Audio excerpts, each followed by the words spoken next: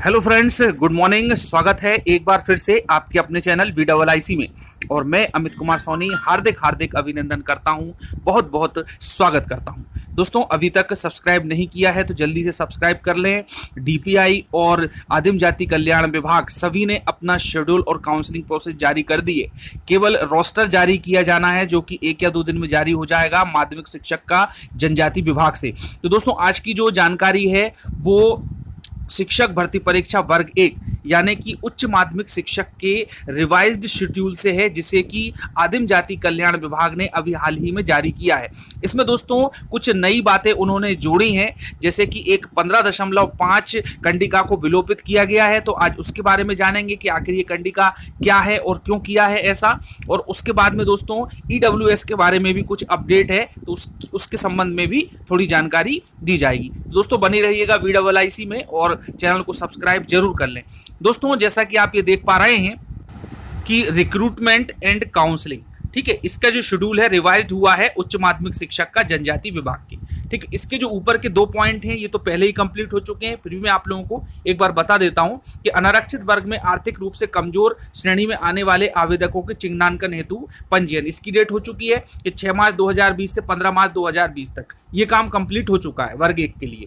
ठीक है, उसके बाद में दूसरा पॉइंट है कि रिक्तियों के आधार पर प्रावधिक चयन और प्रत्यक्ष सूचियों को अपलोड करना, ये काम भी कंप्लीट कर चुका है जनजाति विभाग और इसकी डेट दी थी 10 जनवरी 2020।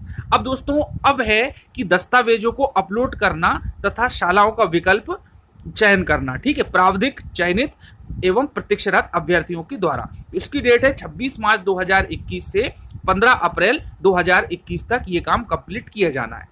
उसके बाद में दोस्तों सत्यापन की यानी कि वेरिफिकेशन की बात की गई है चौथे पॉइंट में, तो इसकी डेट रहेगी 26 अप्रैल 2021 से 7 मई 2021 तक। उसके बाद में दोस्तों सत्यापन हो जाएगा तो अंतिम चयन सूची और प्रत्यक्ष सूची का प्रकाशन होगा मई 2021 में। चलिए दोस्तों, ये तो शेड्यूल क्लियर हो गया।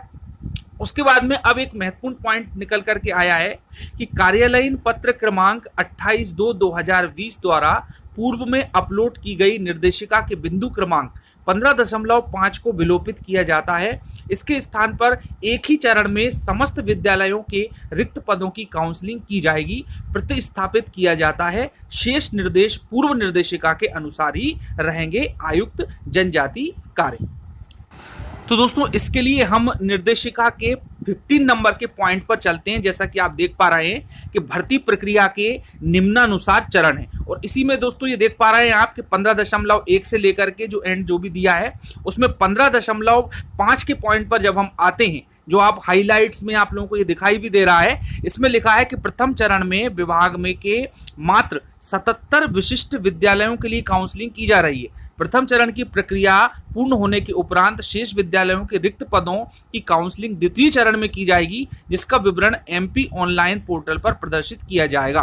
तो दोस्तों यही वाली कंडिका जो है जो विलोपित कर दी गई है, और उसकी जगह पर अब इसको हटा करके बताया गया है कि सभी विद्यालयों की काउंसलिंग एक ही साथ की जाएगी। और दोस्तों उसका कारण बिल्कुल स्पष्ट है, क्योंकि काउंसलिंग हो गई है लेट और स्कूल खुलने वाले हैं, इसलिए द्वितीय चरण की काउंसलिंग में अनावश्यक समय खराब न करते हुए सभी विद्यालयों में टीचर्स की नियुक्ति करना है।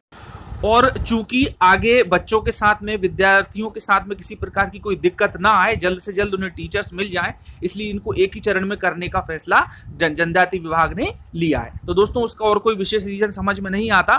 तो 77 विशिष्ट थे पहले, अब उनको उनके साथ साथ और भी जो शेष बचेंगे सभी विद्यालयों को साथ करके केवल एक ही काउंसलिंग में सभी को ज्वाइनिंग की प्रोसेस को स्टार्ट कर दिया जाएगा काउंसलिंग के माध्यम से। चलिए दोस्तों अब हम देख लेते हैं EWS का। देखिए दोस्तों इसमें है कि अनारक्षित वर्ग में आर्थिक रूप से कमजोर यानी कि EWS की श्रेणी में आने वाले आवेदक निर्धारित फॉर्मेट में सर्टिफिकेट आवश्यक रूप से बनवा लें। फॉर्मेट हेतु EWS आरक्षण 1 देखें। ठीक, और दोस्तों मैं समझता हूं कि ये तो सभी के पास होगा, क्योंकि पूर्व में अपलोड किया गया था तो आप लोगों के पास संभाल करके रखा होगा। तो जो अपलोड किया है उस डॉक्यूमेंट को संभाल कर रखना है। और साथ ही साथ एक बात और है कि कुछ समय पहले न्यूज़पेपर में एक जानकारी आई थी, जिसे मैंने वीडियोस के माध्यम से आप लोगों को बताया था और जिसमें न्यूज़पेपर के थ्रू ये कहा गया था कि जो वैलिडिटी होती है ईडब्ल्यूएस यानी कि इकोनॉमिकली वीकर सेक्शन के सर्टिफिकेट की, वो 1 साल के लिए होती है। और चूंकि दोस्तों यहाँ पर 1 साल से ऊपर का समय हो चुका है, तो कहीं ऐसा ना हो कि जो नया डॉक्यूमेंट्स वो लें वेरिफिकेशन में, वो 1 साल के भीतर का ईडब्ल्यूएस सर्टिफिकेट मांगने लगे। हालांकि संभावना इसकी नहीं बनती है, जो अपलोड किया है उसी को मान्य किया जाएगा, तो उसे तो आप संभाल कर रखें ही, लेकिन जनजाति विभाग में भी एक बार फोन करके बातचीत कर लें, उनसे पूछ लें कि किस प्रकार से ईडब्ल्यूएस क्या लेटेस्ट लगेगा या फिर जो पुराना है वही काम आ जाएगा। फिर जो भी निर्देश दिए जाएंगे उसके हिसाब से आप उसको इंस्ट्रक्शन को फॉलो करें। और दोस्तों ये एक इंपॉर्टेंट जानकारी थी जिससे कि आगे आप लोग किसी भी परेशानी से बच सकें। तो दोस्तों यहाँ पर 2 पॉइंट इंपॉर्टेंट हैं।